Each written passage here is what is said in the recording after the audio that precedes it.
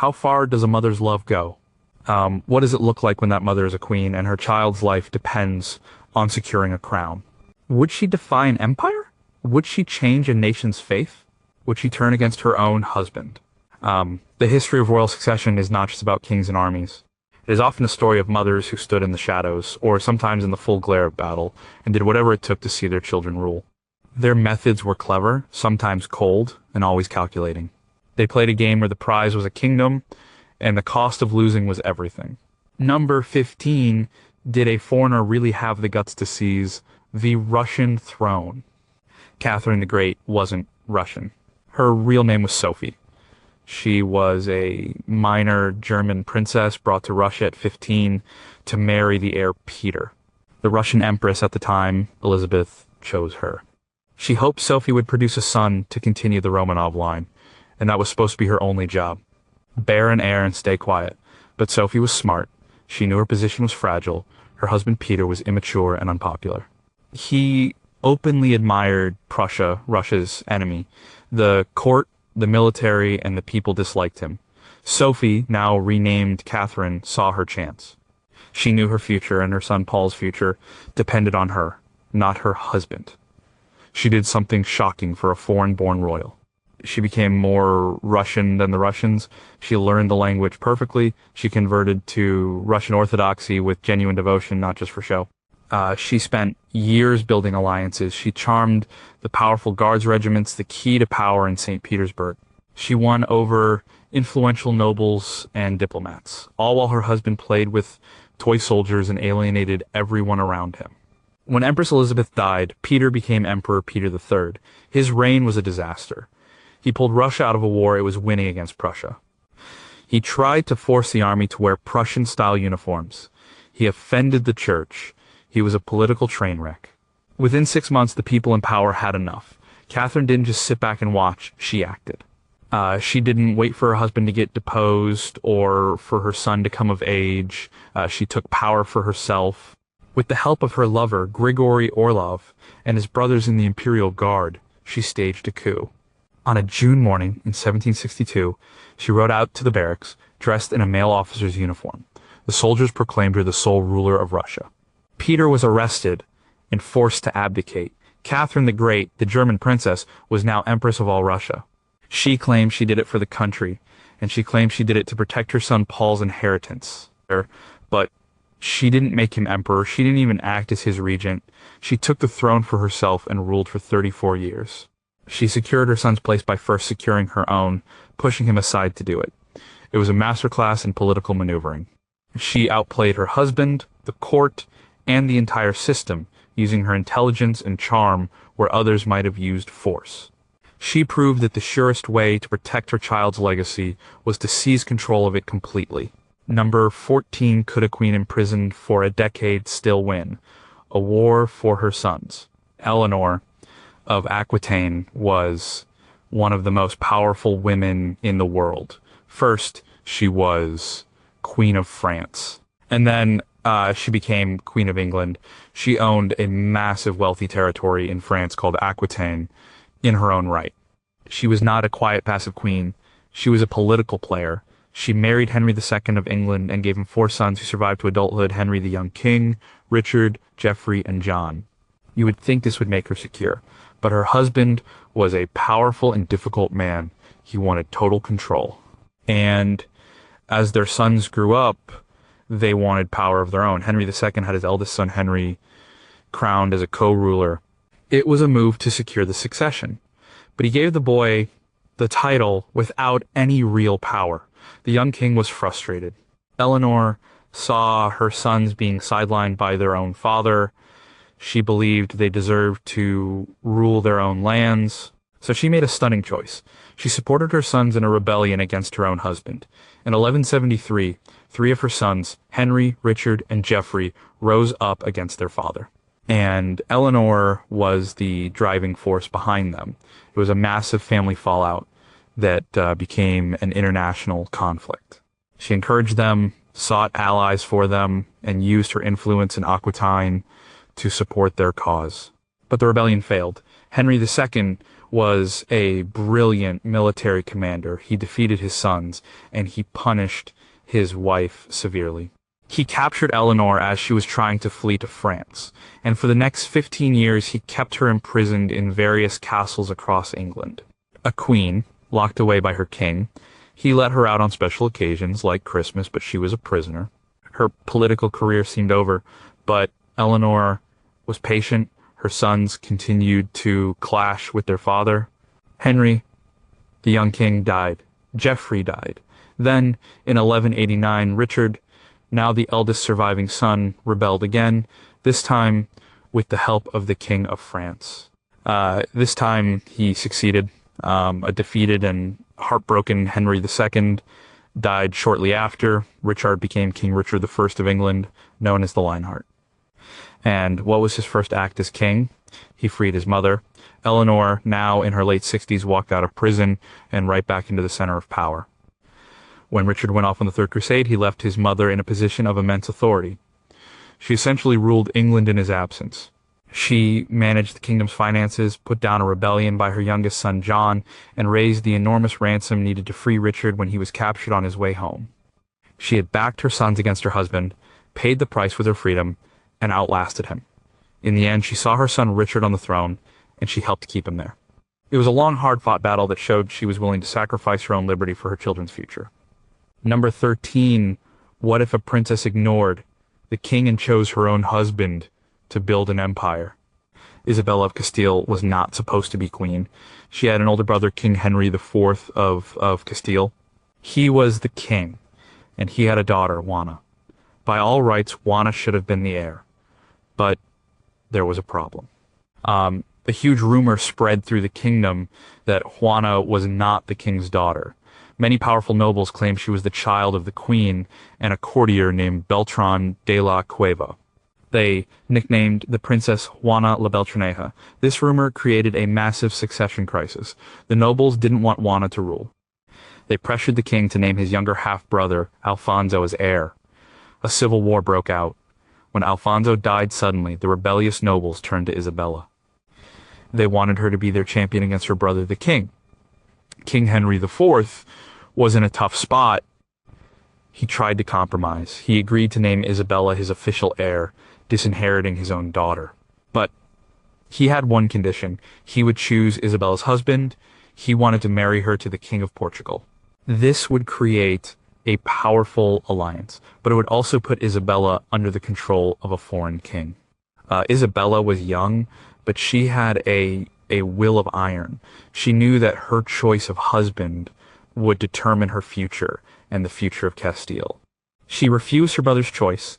Instead, she looked to the neighboring kingdom of Aragon. She secretly began negotiations to marry Ferdinand, the heir of Aragon. This was a direct act of defiance against her king. It was a huge gamble. She had no permission. The marriage was politically explosive. To get married, they even needed special permission from the Pope because they were second cousins. When the Pope was slow to respond, they used a forged document to go ahead with the wedding. In 1469, Ferdinand traveled to Castile in disguise, pretending to be a merchant. He and Isabella were married in secret. When King Henry found out, he was furious. He officially disowned Isabella and redeclared his daughter Juana as his heir. When Henry died in 1474, a war for the throne began. It was Isabella and Ferdinand against Juana and her backer, the King of Portugal. Isabella was not a passive player in this war. She was active in military and political strategy. She rode with her troops. She was a brilliant administrator. She and Ferdinand fought and won. They united the kingdoms of Castile and Aragon, laying the foundation for modern Spain. Her shocking act was not one of betrayal in the traditional sense. It was an act of audacious self-determination. By refusing the husband her king chose and secretly marrying the man she wanted, she took control of her own destiny. That single decision made to secure her own power ultimately secured a throne for her children and created one of the most powerful empires in the world. She didn't just win a crown for her kids. She built the kingdom they would inherit. Number 12. Can you make your son an emperor by marrying your own uncle? Agrippina the Younger lived in a world of cutthroat Roman politics. She was the sister of the infamous Emperor Caligula. She had seen firsthand how quickly fortunes could change in the imperial family. When her uncle, the Emperor Claudius, took power, she saw an opportunity. Claudius had a son, Britannicus, and a daughter, Octavia. Britannicus was the natural heir, but Agrippina had her own son from a previous marriage, a boy named Lucius Domitius Ahenobarbus, who would later be known as Nero. Agrippina's ambition for her son was limitless. She wanted him on the throne. But how could she displace the emperor's own son? Her plan was methodical and shocking. First, she needed to get close to the emperor. Claudius's third wife, Messalina, was executed for treason. The path was clear. Agrippina set out to marry her own uncle, Claudius. This was scandalous. Marriage between an uncle and a niece was considered incestuous in Roman society. It was illegal, but Agrippina was a master politician. She used her influence and allies in the Roman Senate. She persuaded them to change the law, just for her. They made a special exception that allowed the marriage to happen. In 49 AD, Agrippina the Younger became the fourth wife of Emperor Claudius. She was now the empress. But that was just step one. Marrying the emperor wasn't enough. She had to get him to favor her son over his own. Her next move was to convince Claudius to formally adopt Nero. She argued that having an older adopted son would stabilize the line of succession. She presented Nero, who was a few years older than Britannicus, as a capable and promising young man. And Claudius, who was known to be easily influenced, agreed.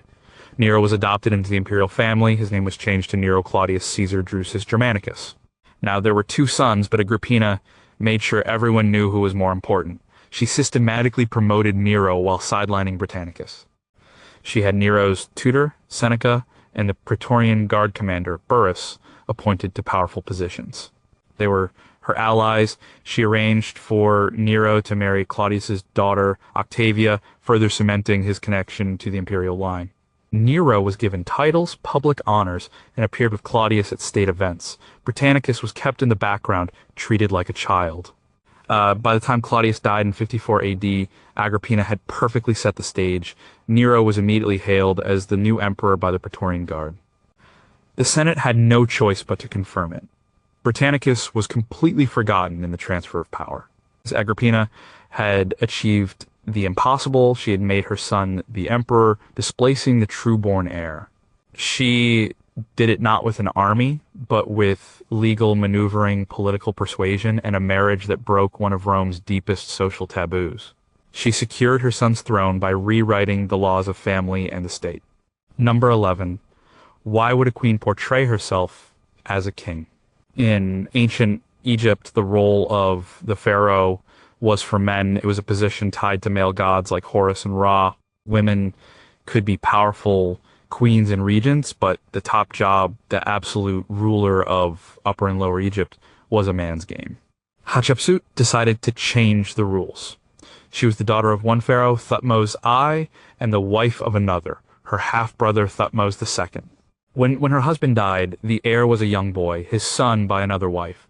This boy, Thutmose III, was just a toddler. Hatshepsut, as the dowager queen and the boy's aunt and stepmother, was made his regent. This was a normal, accepted role. Her job was to rule in his name until he was old enough to take the throne himself. For a few years, she did just that. But Hatshepsut had more ambition. She was of purer royal blood than her stepson. She believed she had a right to rule not just as a stand-in, but as pharaoh. Around the 7th year of her regency, she did something unprecedented. She had herself crowned as pharaoh. She took on the full titles, the full power, and ruled as a king. To make this shocking move acceptable, she needed a brilliant public relations campaign. She had to justify why a woman was now occupying the throne of the gods, so she rewrote her own story. She commissioned carvings and inscriptions on temple walls that told a new version of her birth. In this version, the god Amun-Ra himself had visited her mother in the form of her father, the pharaoh. She claimed she was the divine daughter of the most powerful god. This made her claim to the throne not just a matter of inheritance, but of divine will. But she went even further. To fit the traditional image of a pharaoh, she began to portray herself as a man. In statues and carvings, she was shown with the body of a man. She wore the traditional kilt of a pharaoh. She was depicted with the ceremonial false beard that all male pharaohs wore. Her titles were often written with male grammar. She didn't pretend to be a man in daily life, but in the official religious art that legitimized her rule, she adopted male iconography. It was a way of making her radical rule fit into a conservative tradition. She was saying, I may be a woman, but I am your pharaoh, with all the power and divine right that comes with it. She did all this while her stepson, the rightful heir, Thutmose III, was growing up. She didn't get rid of him. He was a presence in the court, and he was even shown in a junior role in some carving. She was effectively the senior pharaoh, and he was the junior one. Her reign was one of peace and prosperity.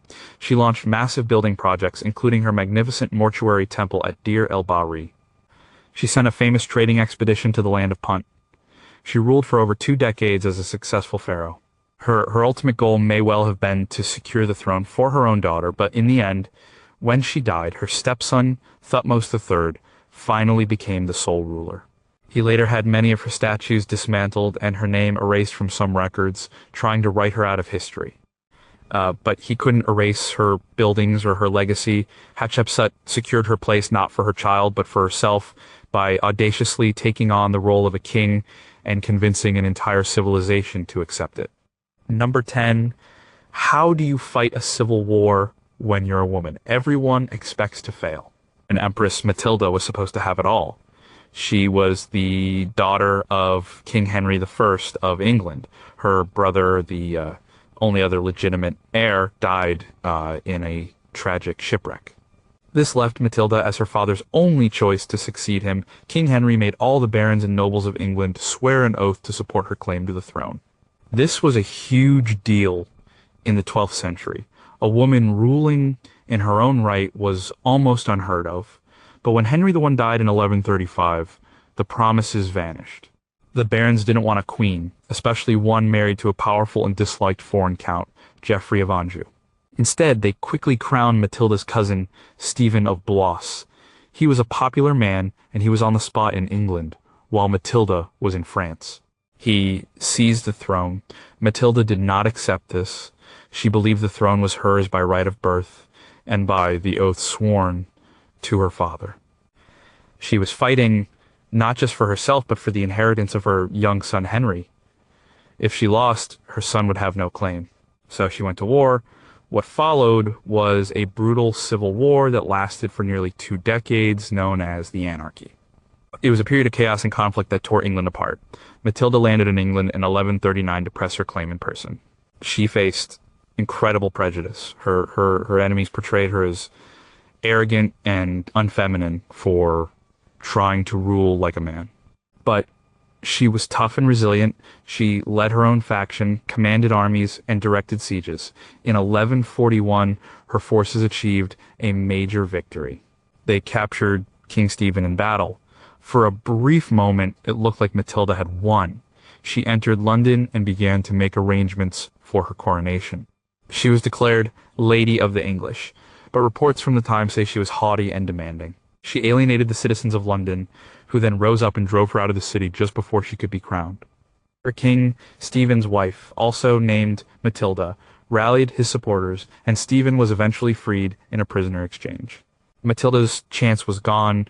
The war dragged on. She was besieged in Oxford Castle, and in a famous episode, escaped in the middle of winter by dressing in white and sneaking across the frozen River Thames in a snowstorm.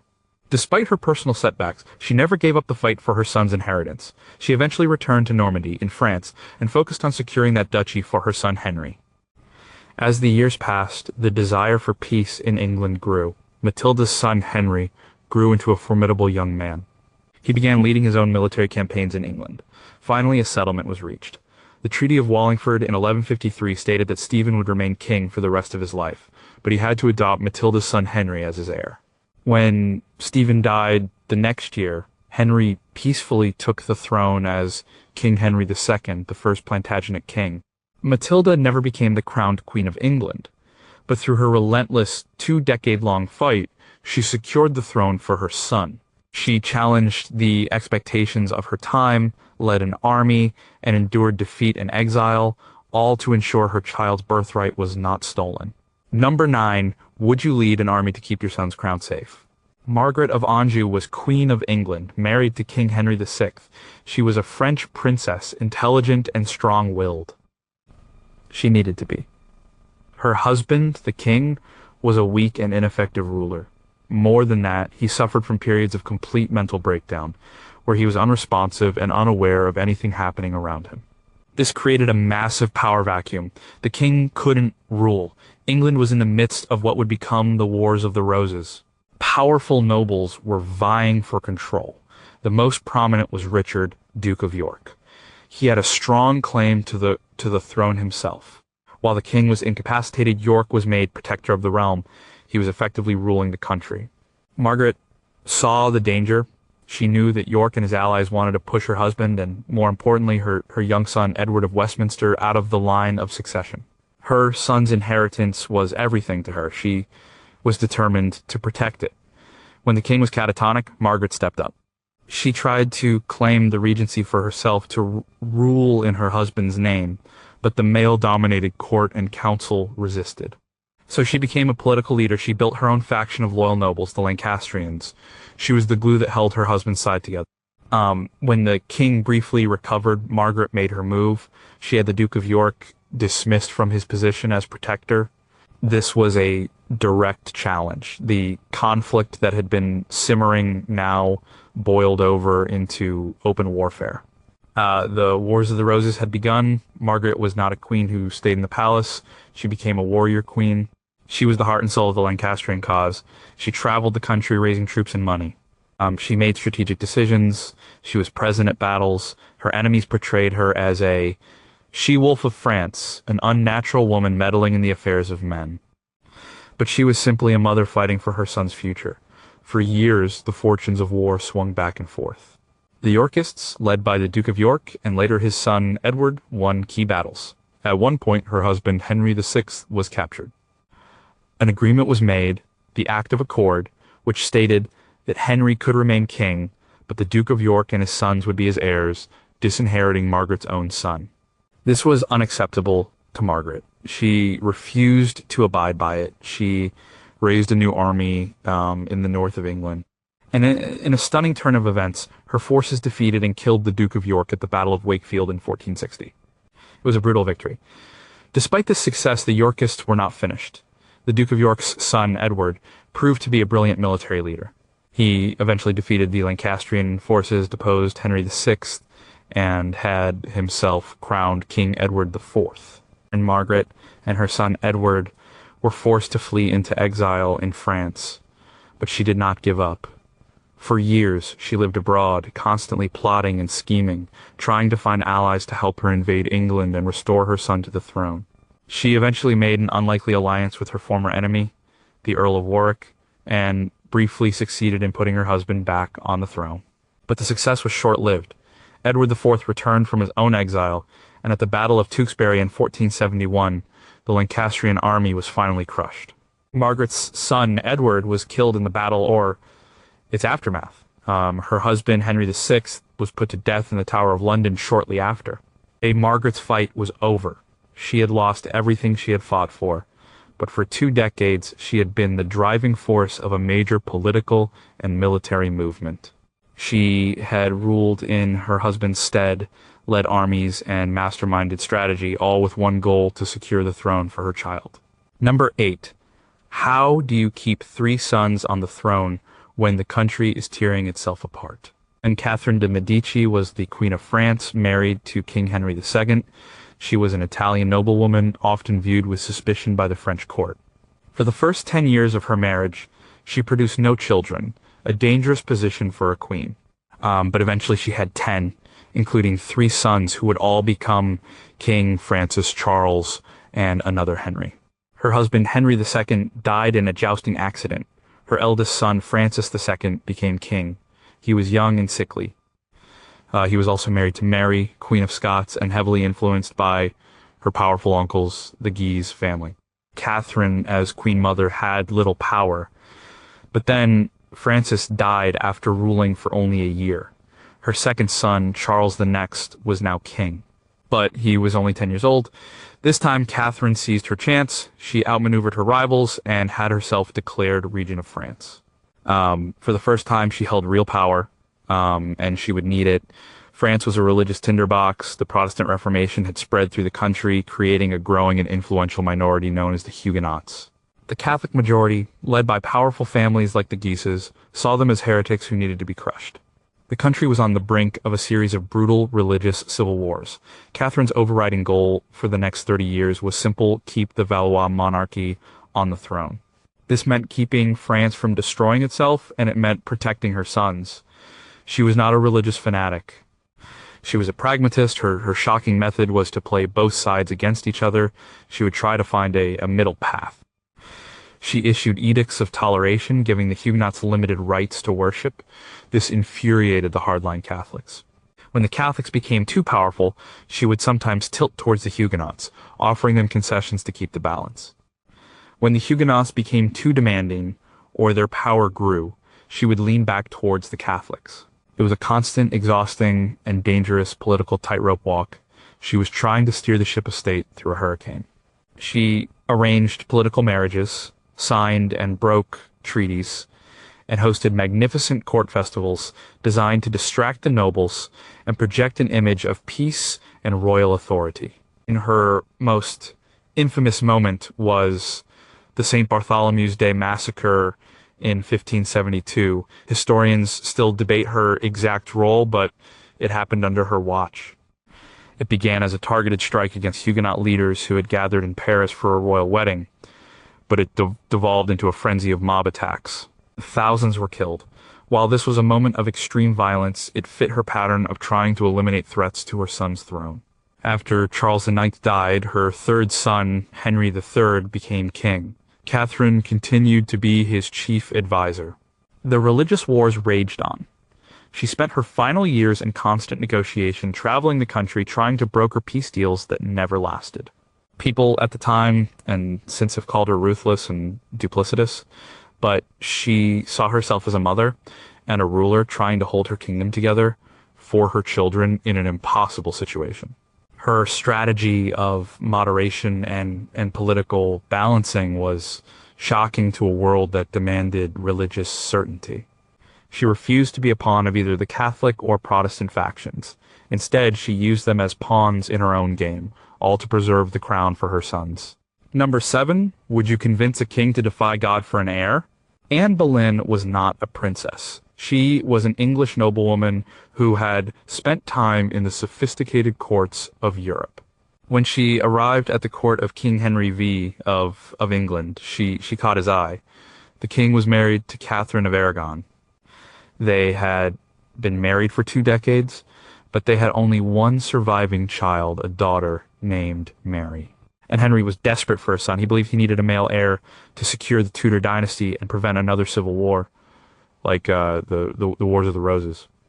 He became convinced that his marriage to Catherine was cursed by God because she had been his older brother's widow. He found a passage in the Bible that he believed prohibited such a marriage. He wanted an annulment from the Pope. This would declare his marriage to Catherine invalid, freeing him to marry someone else, someone who could give him a son. And the someone he had in mind was Anne Boleyn. But Anne was not like the king's other mistresses. She refused to be one. She would not sleep with him unless she was his wife and queen. She held out for the ultimate bride. This was a shocking move for a woman in her position. She was gambling everything on the king's ability to get rid of his wife. The Pope was in a difficult position. He was being pressured by Catherine's nephew, the Holy Roman Emperor Charles V, one of the most powerful rulers in Europe. He would not grant the annulment. For years, the issue dragged on. This was known as the King's Great Matter. Anne and a circle of reform-minded advisors saw a radical solution. If the Pope would not grant the king's will, then the king should reject the Pope's authority altogether. This was an earth-shattering idea. The Catholic Church had been the dominant religious and political force in Europe for 1,000 years. To break away from it was unthinkable, but Anne kept pushing. She gave Henry books by Protestant reformers. She argued that a king was the supreme head in his own realm, answerable only to God, not to a foreign pope. She held firm in her refusal to be his mistress. Her stubbornness and her arguments fueled the king's determination. Finally, Henry took the plunge. He broke with Rome. He had the Archbishop of Canterbury, his own appointee, declare his marriage to Catherine of Aragon null and void.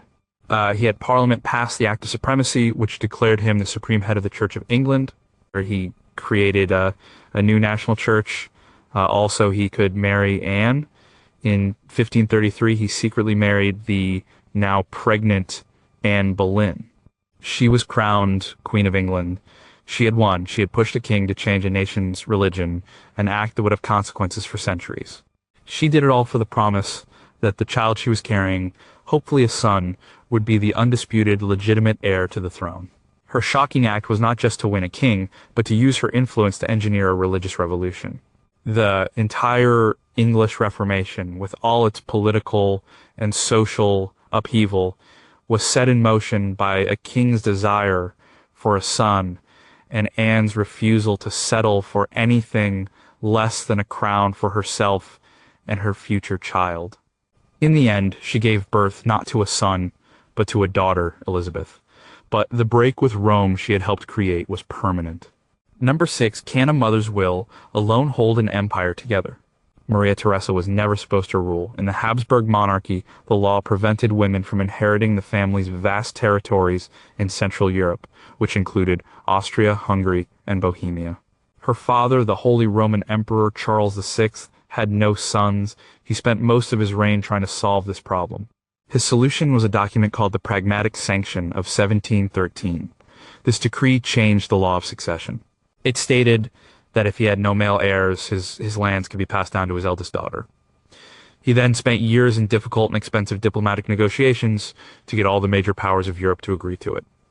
By the time he died in 1740, he believed he had secured his daughter's inheritance. He was wrong. The moment he died, the promises were broken. Several European rulers saw a chance to grab territory from what they perceived to be a weak, young, and inexperienced female ruler.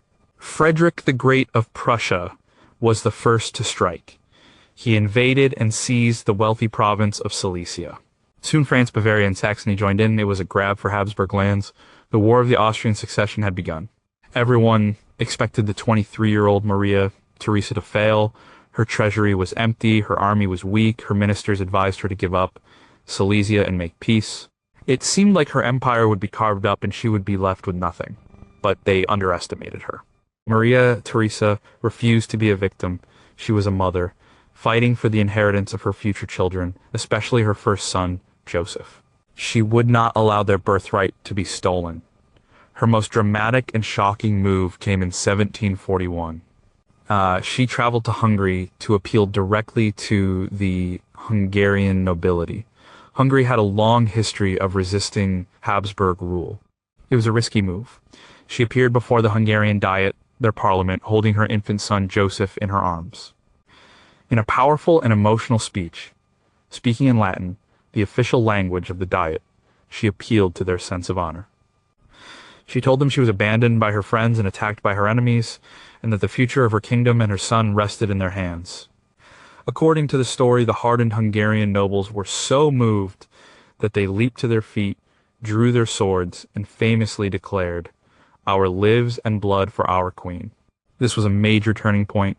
Hungary pledged its full military and financial support. It gave her the army she desperately needed. With this new backing, her forces began to fight back. The war lasted for 8 long years. Maria Theresa proved to be an incredibly tough and able ruler. She reformed her government and her military. She never succeeded in retaking Silesia, which was a bitter loss. But she fought her enemies to a standstill. The war ended with the Treaty of Aix-la-Chapelle in 1748. The Pragmatic Sanction was upheld. Maria Theresa's right to rule her ancestral lands was recognized by all of Europe. She had saved her empire from collapse. Her shocking act was one of pure, defiant will. When everyone expected her to surrender, she chose to fight. She used her role as a mother, presenting her infant son as the future of the kingdom, to rally a nation to her cause. She secured her son's throne by refusing to accept defeat when it seemed inevitable. Number 5. Could a queen use her children as pawns in a game of European chess? Queen Victoria ruled the British Empire for over 60 years. Her reign was a time of immense industrial, political, and social change. But in one area, her approach was very traditional, almost medieval. She and her husband, Prince Albert, had a grand vision for their 9 children. They would use them to create a network of family alliances that would stretch across the entire continent of Europe. This wasn't just about finding good matches for her sons and daughters. It was a deliberate, long-term political strategy.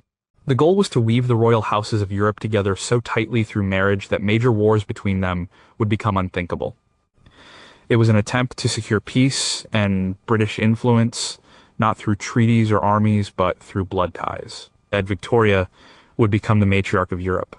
The plan was shocking in its scale and ambition. She became the ultimate royal matchmaker. She and Albert meticulously planned the marriages of their children. Her eldest daughter, Victoria, was married to the heir of Prussia, who would later become Emperor of Germany. Her eldest son and heir, Albert Edward, later King Edward VII, married a Danish princess, Alexandra. Her daughter Alice married into the German house of Hesse. Her son Alfred married the only daughter of the Tsar of Russia. The web grew with each generation. Her grandchildren ended up on the thrones of Germany, Russia, Greece, Romania, Norway, and Spain. By the early 20th century, the King of England, the German Kaiser, and the Russian Tsar were all first cousins, all grandchildren of Queen Victoria. She had succeeded. The thrones of Europe were a family affair, but the strategy had a dark side. The personal happiness of her children and grandchildren was often a secondary concern to the political goals. Princesses were sent off to foreign courts, where they were sometimes lonely and unhappy. They were pawns in a grand dynastic game. And the ultimate goal, securing peace, failed spectacularly. The very personal, family-based diplomacy that Victoria had built could not stop the massive impersonal forces of nationalism, militarism, and imperialism that were building in the late 19th and early 20th centuries. The outbreak of the First World War in 1914 was the ultimate testament to the failure of her plan. It pitted cousin against cousin. King George V of the United Kingdom was at war with his first cousin, Kaiser Wilhelm II of Germany. Another first cousin, Tsarina Alexandra of Russia, Victoria's granddaughter, saw her husband's empire collapse in revolution, partly due to the pressures of the war. Victoria's shocking plan to secure her children's place was not about a single act, but a decades-long project of dynastic engineering. She tried to tame the politics of a continent by turning it into a family business. It was a grand, audacious, and ultimately tragic experiment that showed both the immense reach of a monarch's power and its ultimate limits. Number 4, did a mother claim her son was the child of a god? Olympias was the mother of Alexander the Great. She was a princess from the wild mountainous kingdom of Epirus. She was a passionate, proud, and fiercely ambitious woman. She was one of the many wives of King Philip II of Macedon, a brilliant but ruthless military and political leader who was busy conquering Greece. The Macedonian court was a dangerous place. Royal wives schemed against each other to promote their own sons. Philip had other wives and other children. Olympias knew that her son Alexander's position as the primary heir was not guaranteed, especially given her often stormy relationship with Philip. She needed to give her son an edge, something that would set him apart from any other potential rivals. So she cultivated a story, a shocking and powerful piece of propaganda. She began to suggest, and perhaps even believed, that Alexander's true father was not King Philip, but the king of the gods, Zeus himself. According to the legend she promoted, on the night before her wedding to Philip, she dreamed that a thunderbolt struck her womb. In other versions of the story, Philip himself is said to have seen a serpent lying beside her in bed. The serpent was a common symbol associated with gods, including Zeus. This was not just a strange family story. It was a calculated political move. By claiming divine parentage for Alexander, Olympias was doing several things at once. First, she was elevating her son above all of Philip's other children. How could a mere mortal son compete with the son of a god? Second, she was giving Alexander an aura of destiny. He was not just a prince, he was a hero, a demigod, chosen for greatness. This would inspire loyalty and awe in his soldiers and subjects. Third, it provided a convenient explanation for any friction between Philip and Alexander. If they clashed, it was because the mortal father could not understand his divine son. This story became a core part of Alexander's identity. He embraced it. On his journey of conquest, he made a famous trip to the Oracle of Zeus Ammon at the Siwa Oasis in Egypt. The priests there greeted him as the son of the god. This confirmed his divine status in the eyes of his army and the world. Olympias's relationship with Philip eventually fell apart completely. Philip took a new, younger Macedonian wife. At the wedding feast, the bride's uncle made a toast, praying for a legitimate heir. This was a direct insult to Alexander and Olympias, implying Alexander was not fully Macedonian or even Philip's son. Alexander flew into a rage. The incident led to a major fallout, with Alexander and Olympias going into exile for a time. When Philip was assassinated shortly after, Alexander took the throne. Olympias returned to Macedon in triumph. She was ruthless in eliminating any remaining rivals to her son's power. Olympias's shocking act was to use myth and religion as a political weapon.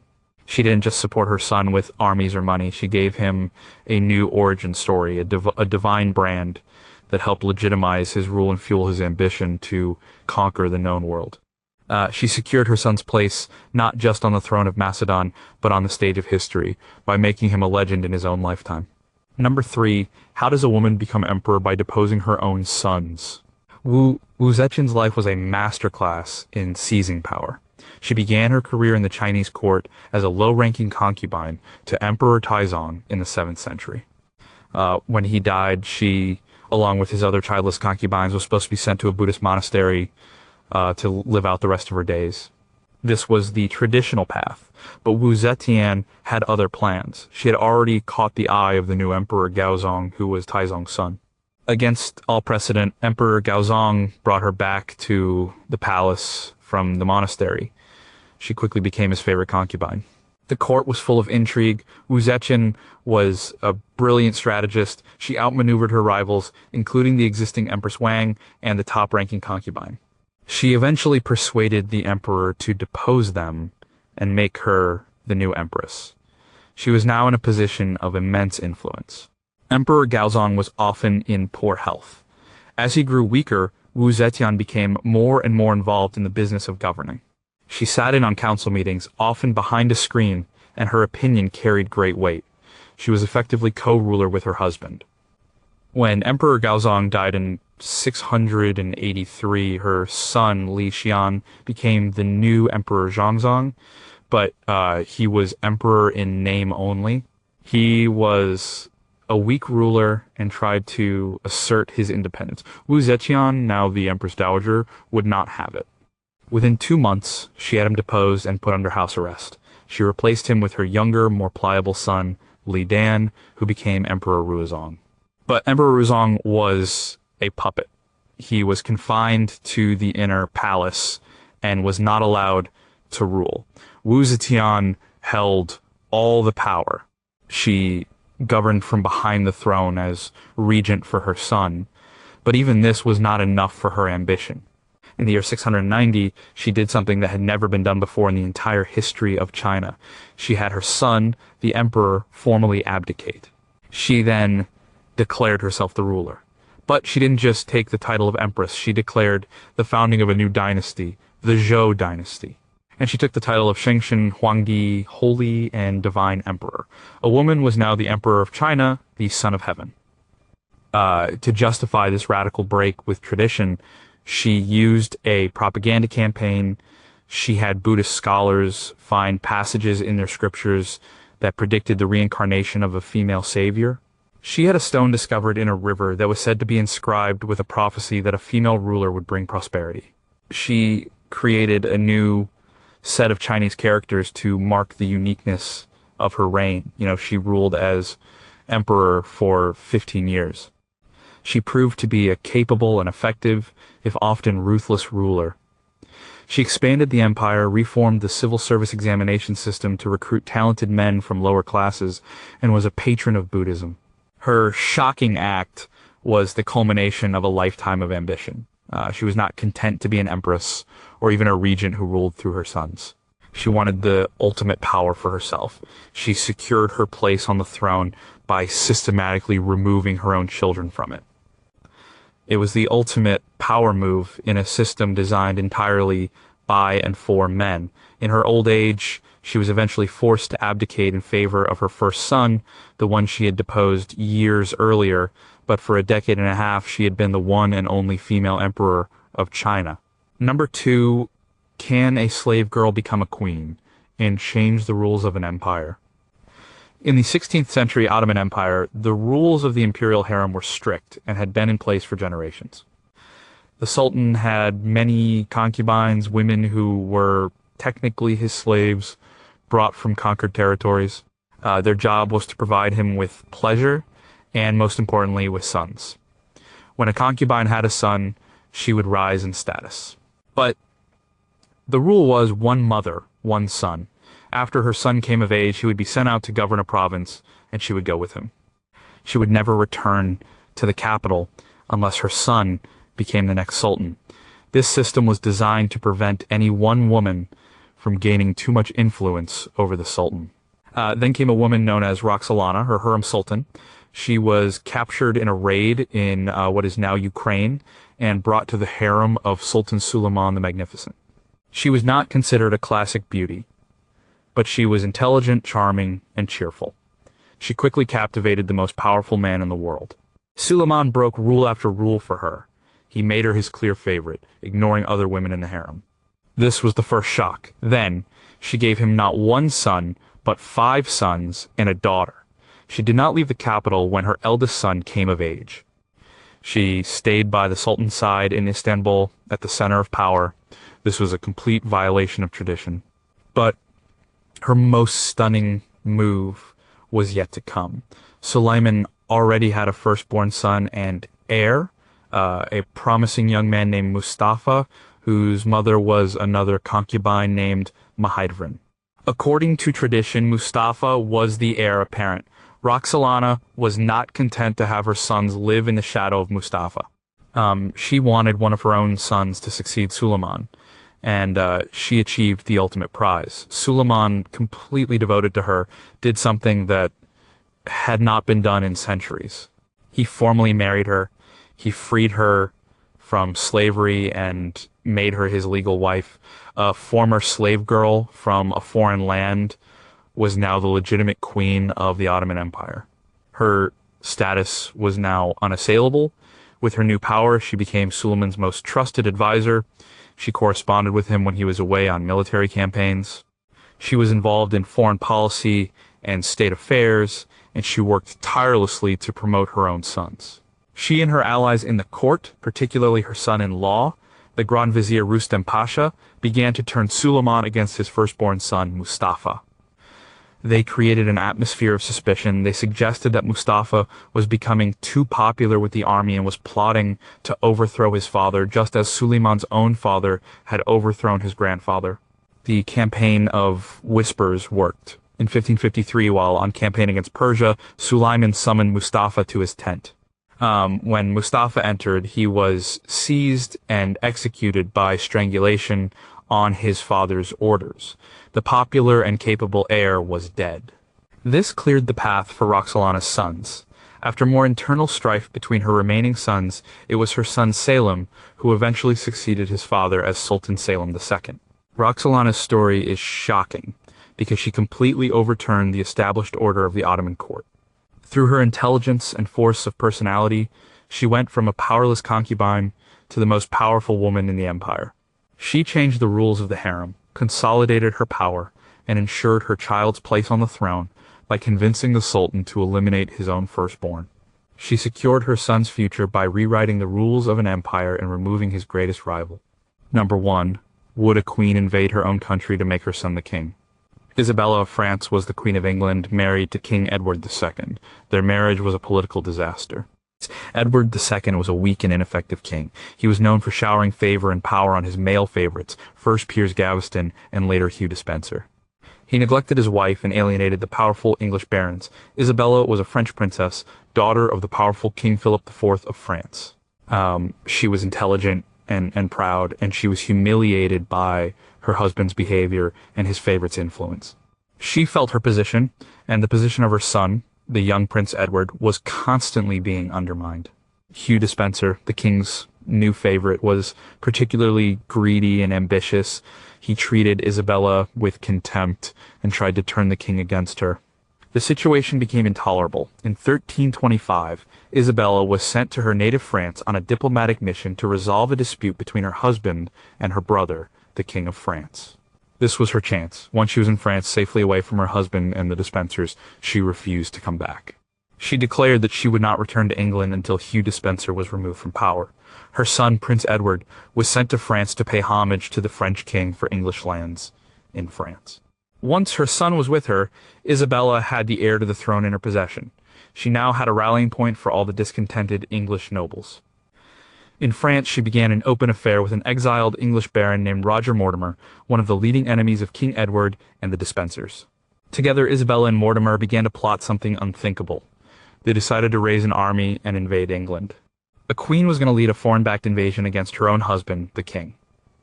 They gathered a small mercenary army. In September 1326, they landed on the English coast. What happened next was extraordinary. Instead of facing resistance, they were welcomed. The country was so tired of Edward II's misrule and the greed of the Despensers that nobles and commoners flocked to join Isabella's cause. The king's support completely collapsed. There were no major battles. The regime simply crumbled. King Edward and Hugh Despencer fled London but were soon captured. And Despencer was executed. King Edward II was forced to abdicate the throne in favor of his son. In January 1327, the young prince was crowned King Edward III, and Isabella and her lover, Roger Mortimer, ruled the country as regents for the new young king. They had succeeded completely. Isabella had overthrown her husband and placed her son on the throne. The story of Isabella is one of the most audacious and shocking acts ever undertaken by a queen. Faced with a husband who marginalized her and threatened her son's inheritance, she did not just scheme within the court. She left the country, raised an army, and returned as a conqueror. She risked everything, including being branded a traitor, to secure her son's place.